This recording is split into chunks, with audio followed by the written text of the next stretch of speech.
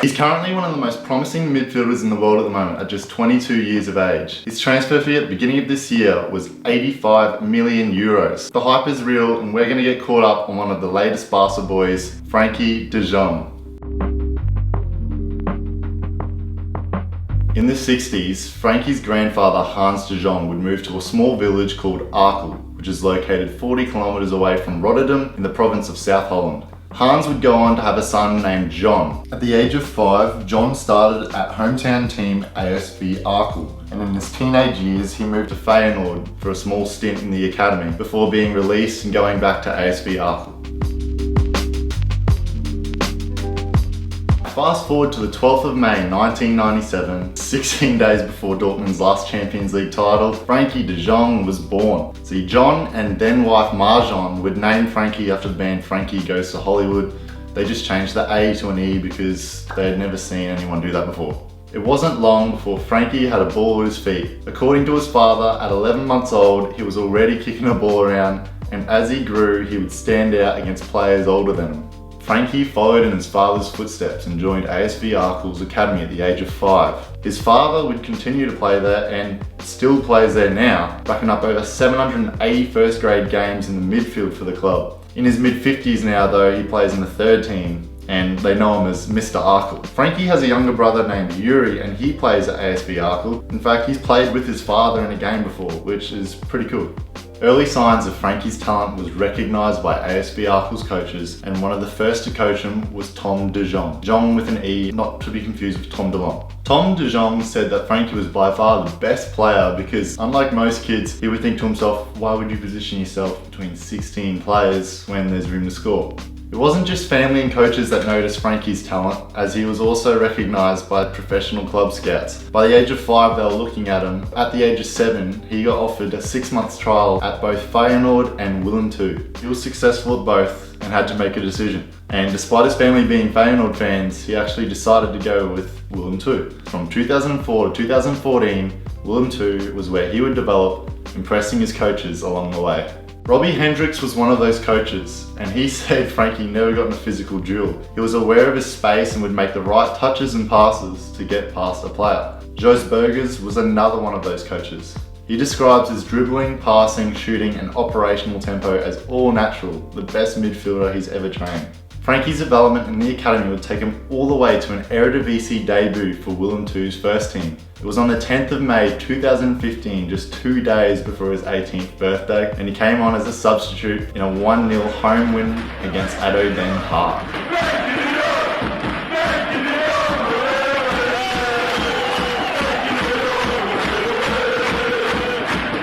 Unfortunately for De Jong, he was out of favour with the manager Jurgen Streppel at the time, as Willem was fighting relegation and he preferred someone with a bit more experience.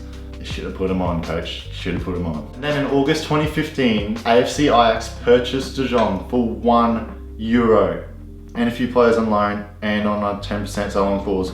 But let's not let that get in the way of the story. See, Willem knew they weren't keeping De Jong from eventually heading to a bigger club. They don't have much bargaining power, and when a big club like Ajax comes along, the player usually wants to make the move happen as well. Instead of asking for De Jong's market value at the time, which was around €250,000, Willem decided to get a few players on loan and also add the 10% sell-on clause in hope that Frankie would be chased by a bigger club in the future and they would get a bit of the money. That happens. If you're not sure why someone like Frenkie De Jong would want to move to a club called AFC Ajax, it's because they're considered to have one of the best youth academies in the world and are known for nurturing young players into superstars. For example, in 2017, they actually had the youngest squad in the youngest league in the world. Ajax promotes the youth and has helped players such as Suarez, Alderweireld, Bergkamp, Davids, Eriksson, Zlatan, Sneijder, Van der Sar, Van Basten, Raphael and Vertonghen. The one I didn't mention is Ajax's most important player, and that is former manager, former player, Johan Cruyff. Cruyff joined their academy at the age of 10 and not only went to win 8 titles in the Eredivisie and 3 European Cups with the club between 1965 and 1983, but also had the largest influence on the way the modern game is played. Comparisons have been made between him and Frenkie De Jong as if Frankie is the second coming of Cruyff. But Frankie is on his own journey, and though he understands the similarities, he doesn't want to be compared to the legend that is Johan Cruyff.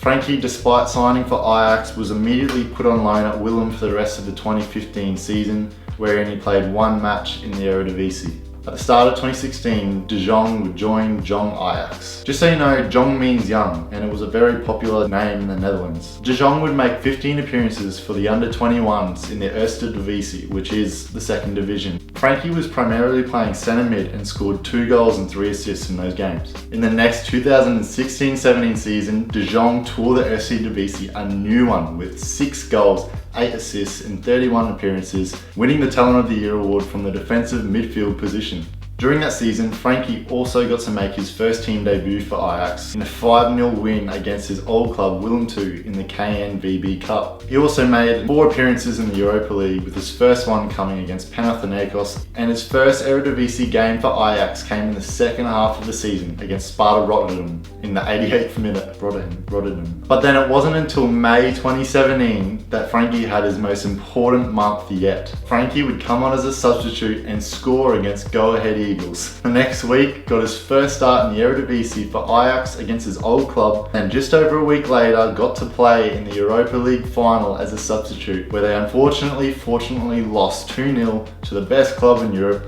Manchester United. Don't at me. In the next 2017-18 season, De Jong made 26 appearances in all competitions for Ajax, and then his season was cut short anyways due to a calf injury that led to tendonitis and put him out the sideline for 3 months. With the time he had on the field, he still impressed and finished off the season with the best passing accuracy and the best dribbling success rate in the Eredivisie. After injury, De Jong carried his world-class performances into a 2018-19 season not to be forgotten. On the 6th of September 2018, De Jong made his international debut for the Netherlands in a friendly 2-1 win against Peru. Back in the Eredivisie at the end of 2018, Ajax were fighting with PSV for top spot. Frankie was a regular starter by then and had won the Eredivisie Player of the Month for December. In that same month, Ajax were drawn out the hat to play against Real Madrid in the round of 16 after they qualified through the group stage, where they most notably drew twice against the German heavyweights Bayern Munich. De Jong was not only a regular starter for club now, but also for country, where he played under Ronald Koeman. He played most of the matches in the 2018-19 UEFA Nations League, and he finally graduated from the Netherlands youth teams, where he played 22 games. Considering Pep Guardiola's admiration for Johan Cruyff after playing and learning under him, it's no surprise that Man City were chasing De Jong's signature. The billionaire playboys of PSG were also after Frankie's services. However, in January 2019, Barcelona had announced that they had signed De Jong for 75 million plus 11 million euros in variables on a 5-year contract that would see him move at the season's end. Weird coincidental fact, it was exactly 30 years to the day that Ronald Koeman had also signed for Barcelona back in 1989. To convert it for Australians, 86 million euros is around 140 Australian dollaroos. Now, high figures like that are thrown around in football all the time, but that still puts him up there with the top 15 of all-time expensive transfers if you include add-ons. That puts him around the same as fellow countrymen De Ligt and Van Dijk. It wasn't just the money, as Barcelona was his dream club. Back in 2015, he actually visited Camp Nou with his girlfriend to watch Lionel Messi, his favourite player, play. From his transfer fee, Ajax received 64.1 million euros, Willem received 6.3 million, and RKC Waalwijk received 3.7. RKC Waalwijk received a third of the 10% sell-on clause due to their agreement with their joint youth training system with Willem. And Waalwijk are a small club in comparison to the other Dutch clubs. They've just earned promotion back to the Eredivisie and are now, thanks to the boost of money, converting their home ground from artificial to natural grass, as well as improving their training grounds. Now look, when you're a football star, you can do some pretty cool things with your money and fame, but when your transfer fees alone just start taking care of the clubs that you previously played for, players that were in your position only a few years back, I think that would be a pretty special feeling. I'll also point out that Willem II have created 2 of the best Dutch players in the world at the moment. You've got one of the best defenders in the world, probably the best, Virgil van Dijk, and then you've got one of the best midfielders, Frenkie De Jong. Yeah, credit where credit is due. With 6 months left to play for Ajax before you would complete the move to Spain, he continued to perform like the $140 million man he is. On paper, one of De Jong's toughest matchups was going to be against his future rivals-to-be Real Madrid in February of the Champions League. He's going to be playing against veterans he's already been compared to in World Cup winner Kroos and Ballon d'Or winner Modric. And De Jong's performances were going to be watched very closely by his future Barca fans.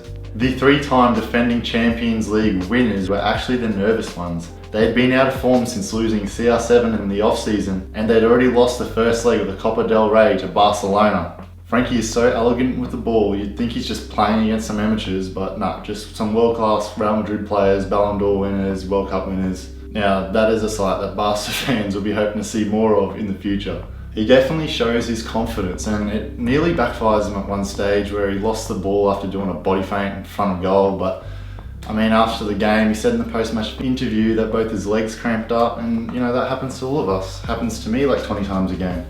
In the end, Ajax knocked out Real Madrid after winning 6-2 over the two legs, which only just rubbed the salt into Real Madrid fans after they had lost to Barcelona another 2 times prior to the second leg. Back in the Eredivisie, it was the same old for De Jong. He completed 354 of 390 passes and made 53 ball recoveries, earning himself another Eredivisie Player of the Month award. In the Champions League quarterfinals, Ajax managed to put together another couple of great performances, good enough to beat CR7's Juventus and knock them out 3-2. They booked themselves a place in the semi-final against another dark horse of the competition, Tottenham. It was a huge opportunity for Ajax, who hadn't made it this far in the Champions League since 1997, which was Frankie's birth year. Despite Ajax going up 1-0 away from home in the first leg, in the second leg they were 3-0 up, eventually choking it to 3-3, and Tottenham won on away goals. It was a good game to watch.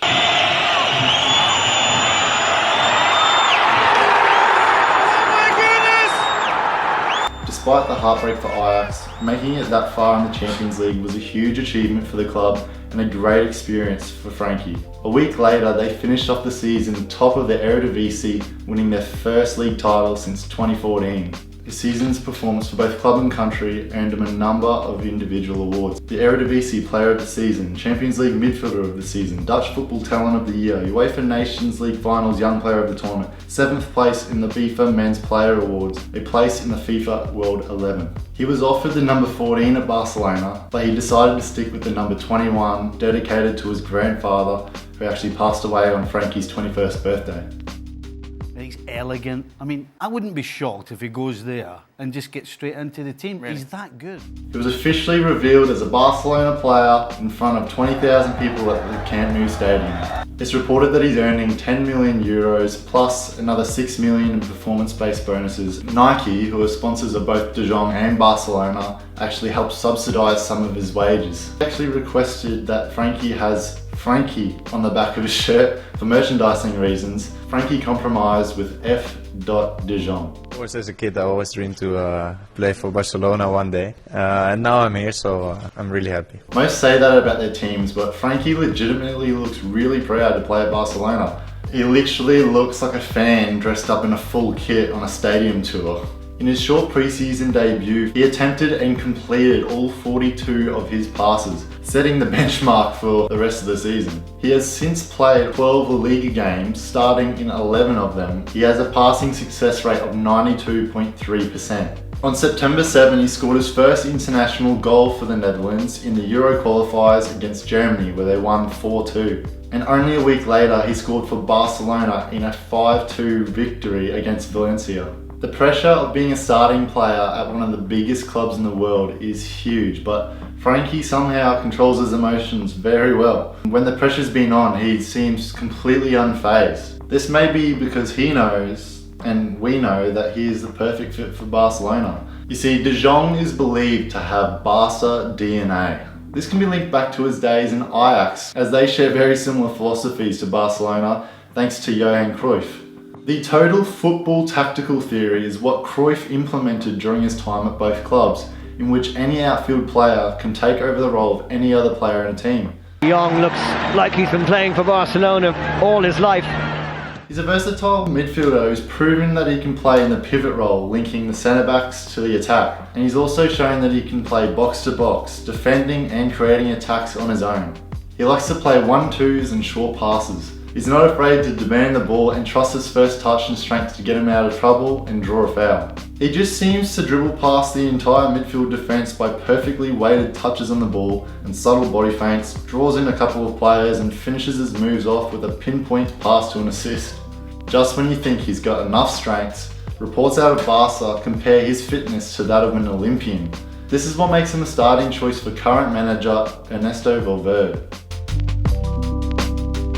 Messi, Suarez, Griezmann, Arthur, Busquets, Rakitic, Dembele, Vidal, Coutinho is on loan at Bayern, and Barca's academy stars who are awaiting their first team opportunities. Valverde has De Jong playing majority of his football in the right centre mid position, next to Arthur and in front of Busquets or Vidal. De Jong, prior to joining Barcelona, admitted that he admires Pep Guardiola, and at the beginning of the year, Pep actually said he will return to Barcelona one day. It's also reported that Ronald Koeman's current contract with the Netherlands has a clause in it that will allow him to leave in 2020 to Barcelona. Depending on Valverde's performances, we may see Guardiola or Koeman coaching De Jong.